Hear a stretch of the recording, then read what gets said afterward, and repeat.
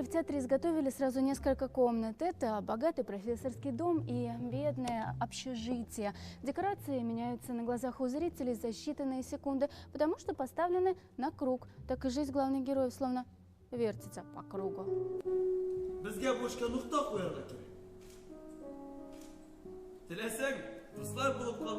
Чулпан влюблена в Вильдана, а тот в себя. Он оставляет девушку, чтобы сделать карьеру. Вернувшись спустя годы, хочет развести ее с мужем. Столь явно отрицательным Артем Пискунов покажется зрителю впервые.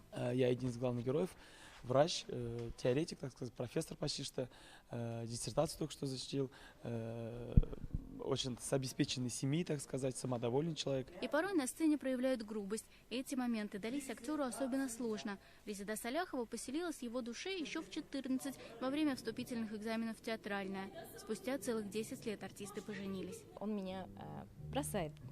И, наверное, даже легче отыграть этот момент, потому что мне искренне приходится переживать по этому поводу. В конце 50-х эту мелодраму Шариф Хусаинов посвятил своей супруге, написал в качестве сценария, а на театральной сцене произведение впервые.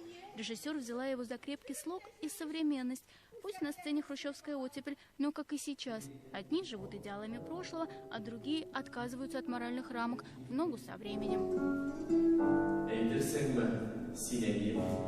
К показу «Чулпан» тинчуринцы начали готовиться еще в апреле. Это уже 6-я премьера сезона. Маргарита Петрова, Рамзель Карипов, ТНВ, Казань.